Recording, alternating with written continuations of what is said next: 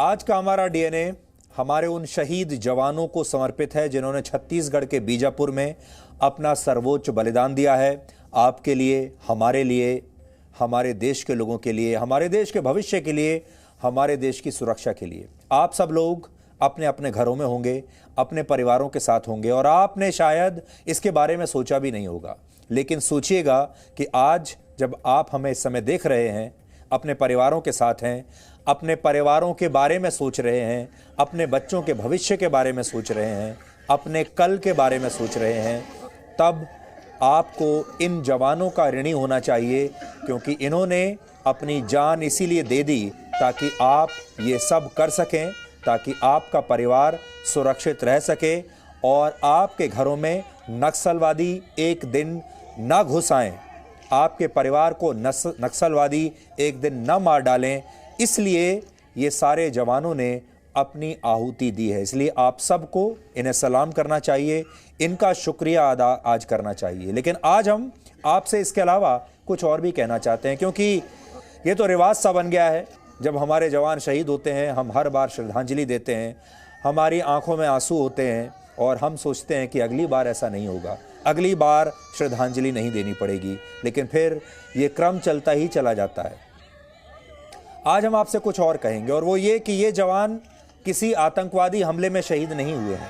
ये हमला किसी हाफिज सईद जैसे आतंकवादी ने नहीं करवाया था, और ना ही हमारे जवानों ने सरहद पर दुश्मन से लड़ते हुए अपनी शहादत दी है। हमारे जवान इस बार सीमा पार से आए आतंकवादियों से नहीं लड़ रहे थे। हमारे जवान ना ही किसी दूसरे देश की सेना से लड़ रहे थे। इस बार ये जो लोग आए थे, ये ना पाकिस्तान से आए थे, ना ये चीन से आए थे। ये जवान जिनकी तस्वीरें आप देख रहे हैं, उन नक्सलवादियों के हमले में शहीद हुए हैं जो हमारे ही देश में छिप कर रहते हैं, जो हमारे ही देश का खाते हैं, और जो आतंकवादी हाफिज सईद की तरह ही बल्कि उससे कहीं ज़्यादा खतरनाक हैं। इसलिए आज हम आपसे कहना चाहते हैं कि हाफिज सईद से पहले माडवी हिडमा जैसे नक्सलवादियों को पकड़ा जाना चाहिए, जो इस नक्सली हमले का मास्टरमाइंड है। हम अक्सर कहते हैं कि हाफिज सईद को पकड़ा जाना चाहिए, और पाकिस्तान में बहुत बड़े बड़े जो आतंकवादी हैं उन्हें हम एक दिन पकड़कर भारत लाएंगे। हमेशा से हमारी ये मांग रहती है, और भारत इसके लिए संयुक्त राष्ट्र की सुरक्षा परिषद तक चला जाता है। भारत अमेरिका और दूसरे बड़े देशों से भी इस पर अक्सर समर्थन मांगता रहता है। लेकिन हमारा आज मानना यह है, हाफिज सईद से पहले माडवी हिडमा जैसे नक्सलवादियों को पकड़े जाना अब बहुत ज़रूरी हो गया है। अब पाकिस्तान जाने की ज़रूरत नहीं है। अब सबसे पहले इन्हीं इलाकों में, अपने देश के इलाकों में माडवी हिडमा जैसे लोगों को पकड़ना ज़रूरी है। माडवी हिडमा की उम्र 40 साल है और वो पिछले लगभग 25 वर्षों से छत्तीसगढ़ के नक्सल प्रभावित इलाकों में सक्रिय है। वो सीपीआई माओवादी की 20 सदस्यीय सेंट्रल कमेटी का भी हिस्सा है, उसका मेंबर है। हिडमा को बड़े और खतरनाक हमलों के लिए जाना जाता है, और ये नक्सली जिस पीपल्स लिबरेशन गुरिल्ला आर्मी की बटालियन 1 का प्रमुख है, वो इस साल PLGA वर्ष मना रही है, जिसका मतलब है कि ये बटालियन इस वर्ष सुरक्षा बलों पर बड़े हमलों को अंजाम देगी। यानी नक्सली माडवी हिडमा हाफिज सईद की तरह ही भारत के लिए बहुत खतरनाक है। और आज हम ये कहना चाहते हैं कि हाफिज सईद से पहले हिडमा के खिलाफ एक बड़े ऑपरेशन की ज़रूरत इस समय हमारे देश को है, और आज के डीएनए में हम इसी का विश्लेषण करेंगे। आपको याद होगा, पुलवामा में हमारे 40 जवान शहीद हो गए थे, और उसका बदला लेने के लिए हम पाकिस्तान तक पहुंच गए थे। हमने बालाकोट पर एयर स्ट्राइक कर दी थी। इससे पहले भी आपको याद होगा, जब हमारे जवानों ने शहादत दी तो हम हमेशा पाकिस्तान पर सर्जिकल स्ट्राइक करके कभी आते हैं, कभी एयर स्ट्राइक करके आते हैं। लेकिन जब हमारे जवान नक्सलवादियों के हाथों मारे जाते हैं, तब हम क्या करते हैं? आज ये पूछने का दिन है। साथ ही आज हम एक और ज़रूरी सवाल उठाएंगे, वो ये कि जब कोई देश आतंकवाद का मुकाबला करता है या किसी दुश्मन देश के खिलाफ मैदान में होता है, तो वो लड़ाई इतनी मुश्किल नहीं होती। हम तो ये कहेंगे वो लड़ाई आसान होती है। लेकिन जब यही लड़ाई अपने ही लोगों के खिलाफ होती है, अपनों के खिलाफ होती है, तो फिर बहुत सारी चुनौतियां आती हैं। और इस नक्सली हमले के दौरान भी ऐसा ही हुआ। हमारे जवान जिस नक्सली माडवी हिडमा को पकड़ने के लिए गए थे, वो पाकिस्तान या किसी और देश का रहने वाला नहीं है। उसे समर्थन देने वाले, उसे छिपाने वाले, उसे पैसा देने वाले, उसे खाना पीना देने वाले, उसे हथियार देने वाले कोई और देश के लोग नहीं हैं। हमारे अपने ही देश के लोग हैं, वो हमारे ही देश में रहते हैं। हिडमा का जन्म छत्तीसगढ़ के सुकमा जिले में हुआ है। आज आपको हम हिडमा के बारे में बताएंगे, क्योंकि यही आज का सबसे बड़ा खलनायक है। इसकी तस्वीर आप पहचान लीजिए, इसका पकड़े जाना बहुत जरूरी है। वो इसी देश का नागरिक है, इसलिए सबसे खतरनाक है। आतंकवादी तो बाहर देश से आते हैं, लेकिन ये जो आप देख रहे हैं ये इसी देश का है, यहीं का खाता है। इसलिए ये एक सांप की तरह है, एक खतरनाक सांप की तरह, जो हमारे देश के ही लोगों को डस रहा है। लेकिन इस संघर्ष में हमारे हाथ हमेशा बंधे होते हैं, और बेड़ियां हमारे सुरक्षा बलों के जो हाथों में होती हैं वो होती है मानव अधिकारों की। जब सुरक्षा बल नक्सलियों के खिलाफ किसी बड़े ऑपरेशन को लॉन्च करते हैं तो मानव अधिकारों का पूरा पालन किया जाता है। हमारे सुरक्षा बल नियम और कायदों से बंधे हुए हैं। एक भी गोली इधर उधर नहीं जानी चाहिए। एनकाउंटर में एक भी व्यक्ति ऐसा नहीं मारा जाना चाहिए, घायल नहीं होना चाहिए जो अपराधी ना हो। इसलिए हर बात का ध्यान रखा जाना चाहिए। वो एक प्रोटोकॉल को फॉलो करते हैं। कई संस्थाएं इस बात पर नजर रखती हैं दुनिया भर की कि हमारी जो सुरक्षा बल हैं वो जब भी कोई एनकाउंटर करते हैं तो वो मानव अधिकारों का उल्लंघन ना करें। लेकिन जब कोई नक्सली हमला करता है तो उनके हाथ बंधे नहीं होते, उनके हाथ खुले होते हैं, वो खुलेआम खून बहाते हैं। छत्तीसगढ़ के बीजापुर में भी ऐसा ही हुआ। हमारे सुरक्षा बल नियम और कानूनों के हिसाब से चलते रह गए, और जो नक्सली आए उनके हाथ खुले थे। उन्हें इस बात की कोई चिंता नहीं थी कि उनके हमले में कितनी महिलाएं मारी जाएंगी, कितने बच्चे मारे जाएंगे, कितने बेकसूर लोग मारे जाएंगे। उनके ऊपर कोई नियम कानून लागू नहीं होता, उनके ऊपर कोई अदालतें नहीं हैं, उनके ऊपर कोई सरकार नहीं है। ये तस्वीरें आपको याद होंगी, ये पिछले साल की तस्वीरें हैं जब अमेरिका ने एक ड्रोन हमले से ईरान के जनरल कासिम सुलेमानी की कार को एक बम धमाके में उड़ा दिया था, दूर से बैठे बैठे। सोचिए, अमेरिका ने दूर बैठकर एक बटन दबाकर अपने दुश्मन को हमेशा के लिए खत्म कर दिया। आज टेक्नोलॉजी का इतना विस्तार हो चुका है कि दुनिया के किसी भी कोने में बैठे बैठे ड्रोन्स और मिसाइलों से किसी को भी कहीं भी बैठकर आप मार सकते हैं। इसलिए आज हम ये सवाल उठा रहे हैं कि भारत को भी माडवी हिडमा के खिलाफ ऐसी ही कार्रवाई करनी चाहिए जो छत्तीसगढ़ के बीजापुर में हुए नक्सली हमले का मास्टरमाइंड है, जो इस पूरे हमले का सबसे बड़ा खलनायक है। छत्तीसगढ़ के बीजापुर में 3 अप्रैल की सुबह 11 बजे से शाम 4 बजे तक नक्सलवादियों और सुरक्षा बलों के बीच एक मुठभेड़ हुई थी, और इस मुठभेड़ में हमारे 22 जवान शहीद हो गए। इनमें कांकेर के शहीद जवान रमेश जुर्री भी हैं। उनकी 4 साल पहले शादी हुई थी और उनकी 3 साल की एक बेटी है जिसने आज उन्हें श्रद्धांजलि अर्पित की। परिवार के लोग जब उसे शहीद पिता के पार्थिव शरीर के पास लेकर गए तो इस बच्ची को शायद पता भी नहीं था कि वो अपने पिता को इस हालत में आखिरी बार देख रही है। सोचिए, एक जवान अपने देश की रक्षा के लिए अपने पीछे अपने परिवार को किस तरह अकेला छोड़कर चला जाता है। आज सबसे पहले शुरुआत इन्हीं तस्वीरों के साथ हम कर रहे हैं, क्योंकि शुरुआत में ही हमने आपको कहा इंसान अपने परिवार को सबसे ज़्यादा प्यार करता है। आपको भी अपने परिवार से बहुत प्यार होगा, लेकिन आज आप इन जवानों के परिवार के बारे में सोचिए, इन बच्चों के बारे में सोचिए। इस बच्ची को शायद अंदाज़ा भी नहीं है कि ये कहाँ हाथ लगा रही है, किसे हाथ लगा रही है और इसके साथ क्या हुआ है। इसी दर्द को अब आप अयोध्या से आई इन तस्वीरों से भी समझिए, जहां एक और शहीद राजकुमार यादव के परिवार को जब उनकी शहादत की खबर मिली तो पूरे परिवार की हिम्मत और उम्मीदें हमेशा के लिए टूट गईं। गांव में शोक की लहर दौड़ गई, हर किसी की आंखें नम थीं। शहीद राजकुमार यादव कोबरा बटालियन के कमांडो थे और 3 भाइयों में सबसे बड़े थे। 2 महीना पहले 10 जनवरी को ही उन्होंने अपनी मां का कैंसर का ऑपरेशन करवाया था और उसके बाद वो अपनी ड्यूटी पर छत्तीसगढ़ चले गए। उन्होंने अपनी मां से वादा किया था वो जल्द ही घर आकर उनसे मिलेंगे, लेकिन एक वादा उन्होंने भारत मां से भी किया था और उसे निभाने के लिए उन्होंने बिना सोचे सर्वोच्च बलिदान दे दिया। एक बार भी उन्होंने सोचा नहीं कि उनके पीछे परिवार का क्या होगा। छत्तीसगढ़ के गरियाबंद में जब शहीद सुख सिंह की पत्नी को उनकी शहादत की खबर मिली तो उन्हें बहुत धक्का लगा। सुख सिंह ने अपनी पत्नी को वादा किया था कि वो 3 अप्रैल को घर जरूर लौटेंगे, लेकिन वो अपना ये वादा पूरा नहीं कर पाए और इससे उनकी पत्नी गहरे सदमे में है। आज हम उन्हें भी प्रणाम करते हैं, सलाम करते हैं इन सारे परिवारों को।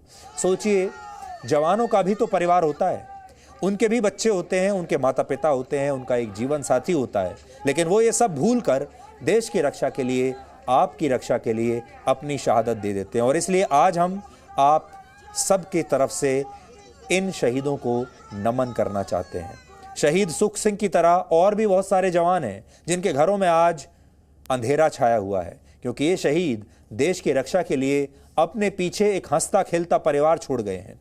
आज हमने शहीदों के गांवों और उनके घरों से आपके लिए ग्राउंड रिपोर्ट तैयार की है, जो हम उन्हें समर्पित करते हैं। मीडिया की एक आदत है, मीडिया सबसे पहले हमारे जवानों की कमी दिखाता है। मीडिया सबसे पहले आपको यह बताएगा कहां किससे गलती हुई थी। मीडिया सबसे पहले, और हमारे देश के नेता भी सबसे पहले ये बताएंगे कि इंटेलिजेंस फेल्योर था, पूरे सिस्टम में कहां कहां कमी रह गई।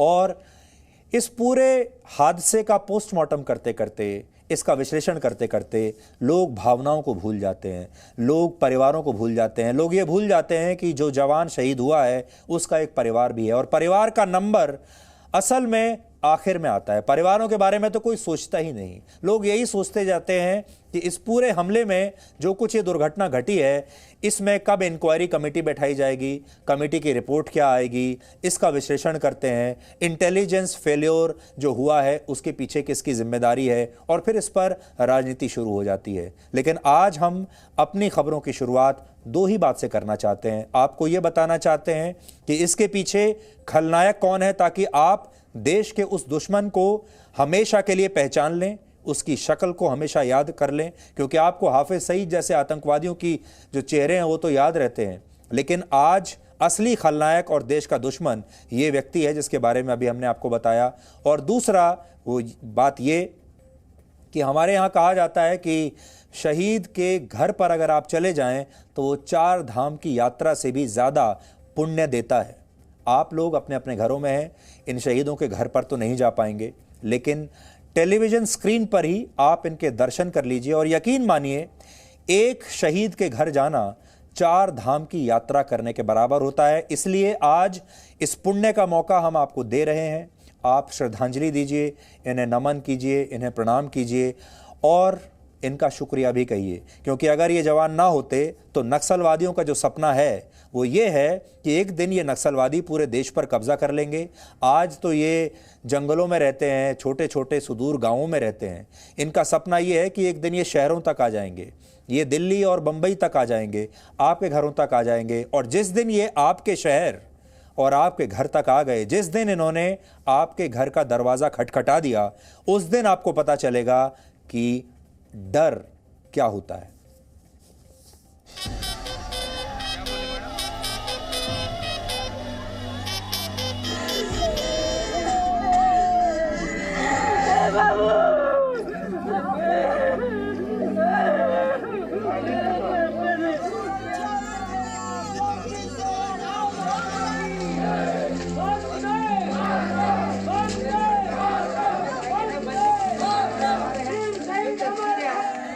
जब कोई अपना शहीद होता है तो गर्व होता है, लेकिन सच्चाई ये है कि दर्द होता है। छत्तीसगढ़ के बीजापुर में नक्सली हमले में 22 जवान शहीद हो गए। पूरा देश और इनके परिवार गौरवान्वित हैं, लेकिन इनकी कमी आंसुओं के साथ बह रही है। इसका क्या करें?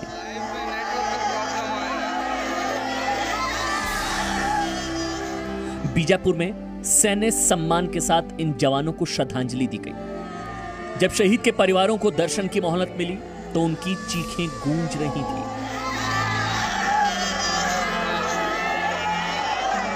देश के अलग अलग हिस्सों से जवानों के पार्थिव शरीर जब उनके घर भेजे गए तो परिवार ही नहीं, पूरा गांव रो पड़ा।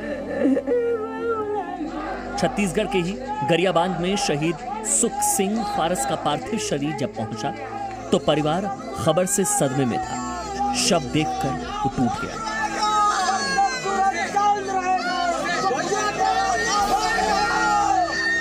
पहले 2 तारीख को बोले थे शाम को कि ड्यूटी जा रहा हूँ करके, बाबू का अपना ख्याल रखना करके 3 तारीख को आऊँगा करके बोले।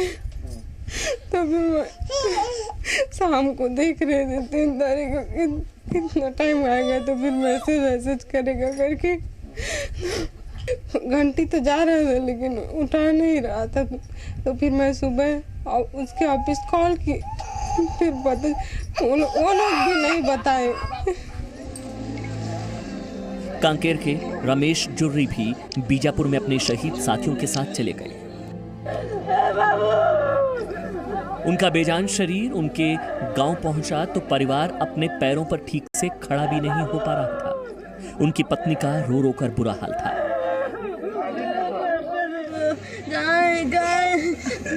मेरे बाबू को देखना, मेरे बाबू को देखना, मेरे बाबू को देखना, मेरे बाबू को दिखाना दीजिएगा। शहीद रमेश की 3 साल की बेटी है। उसकी उम्र नहीं ये समझने की कि उसके पिता के साथ क्या हुआ है, लेकिन मां को रोता देख मन उदास है। सैन्य सम्मान के साथ श्रद्धांजलि सभा में रमेश की बेटी ने भी उनके चरण स्पर्श किए। छत्तीसगढ़ के ही अंबिकापुर के अमदला गांव में भी मातम है। यहां के जवान रामाशंकर सिंह ने देश की सुरक्षा के लिए अपनी जान कुर्बान कर दी। परिवार जब भी शहीद रामाशंकर का वो वादा याद करती है तो रो पड़ता है, जिसमें उन्होंने कहा था कि अब की बार लौट कर आऊंगा तो घर बनवाऊंगा। 1 महीने पहले ही रामाशंकर घर आए थे और पत्नी को भरोसा दिलाकर फर्ज निभाने चले गए थे।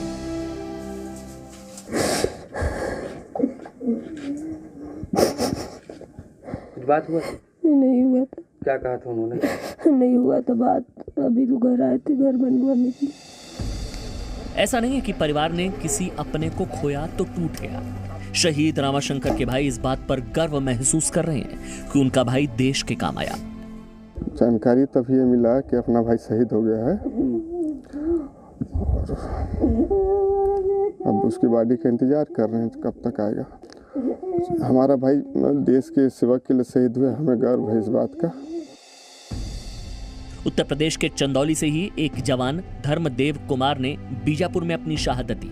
शहीद धर्मदेव की खबर सुनकर पूरा इलाका जैसे परिवार को सांत्वना देने पहुंच गया। सभी को गर्व था कि उनके गांव का एक लाल देश सेवा में लगा था। प्रशासन के अधिकारी शहीद धर्मदेव के भाई आनंद को सांत्वना देते नजर आए। सीएम योगी ने शहीद के परिवारों को 50 लाख की आर्थिक मदद देने का ऐलान किया, लेकिन जब किसी ने अपना भाई खो दिया तो ये सब बेमानी हो जाता है। सरकार क्या करेगा? पैसा देगा, ये नहीं करेगा और क्या करेगा? मुझे देगा।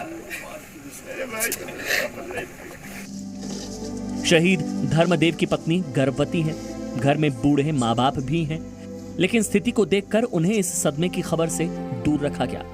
2 बेटियों के सिर से बाप का साया उठ गया है। परिवार दुख में है, वो बदला चाहते हैं। वो चाहते हैं कि नक्सलियों को किसी हाल में नहीं बख्शा जाए। यही चाहते हैं कि उनसे बदला लिया जाए। जिस तरह से नक्सली हमला करते हैं, किसी के बच्चे, किसी के पति ऐसी दुर्घटना में उनके साथ भी उस तरह का व्यवहार किया जाए नक्सलियों के साथ भी। सरकार चाहे तो बहुत कुछ कर सकती है, लेकिन यहाँ पॉलिटिक्स के आगे कुछ करते नहीं ये लोग। छत्तीसगढ़ के कोंड गांव में शहीद रामदास का पार्थिव शरीर जब तक गांव नहीं पहुंचा था तब तक उनका परिवार उनकी फोटो दिया जलाकर इनका इंतजार कर रहा था। शहीद रामदास की शहादत पर परिवार दुखी है, लेकिन वो नक्सलियों के खिलाफ कड़ी कार्रवाई चाहता है। नक्सलवादी को खत्म करना है तो इसके लिए अच्छा से कदम उठाना पड़ेगा और उसका कार्रवाई अच्छा से करना पड़ेगा, तब खत्म हो पाएगा। नक्सली हमले में जम्मू के जवान राकेश्वर सिंह मनाहास लापता हैं। फिलहाल उनकी तलाश की जा रही है। राकेश्वर सिंह का परिवार सरकार से अपील कर रहा है कि उन्हें कुछ भी करके सुरक्षित घर वापस लाया जाए। सरकार को खुद पता होना चाहिए कि हमें अपना जवान वापस लाना है, कहीं से भी ढूंढ के लाना है, किस हाल में है, कैसे नहीं है। और फोर्स को भी पता होना चाहिए हमारा एक सोल्जर लापता है, उसको कलेक्ट करना है, कहीं से भी करना है। तो सरकार चुप क्यों है? अभी तक कुछ क्यों नहीं इन्फॉर्मेशन हमें दे पा रही है? ना सरकार दे पा रही है और ना ही कोई फोर्स दे पा रहे हैं हमें। बीजापुर में हमले के बाद नक्सलियों ने जवान राकेश्वर सिंह को अगवा कर लिया था, जिसके बाद उनकी कोई खबर नहीं है। जवान राकेश्वर सिंह की मासूम बेटी भी पापा को जल्द वापस घर लाने की अपील कर रही है। क्या कहना चाहते हैं पापा को लेकर? मेरे पापा, मैं ये बोलती हूँ मेरे पापा जल्दी से जल्दी घर आ जाए। 22 जवानों की शहादत ने देश को फिर से सोचने पर मजबूर कर दिया कि हमें खतरा किससे है, दुश्मन देशों से या अपने घर में छिपे दुश्मन से। Bureau report, ji media. Presenting B News app, available on Google Play and App Store. Download it now.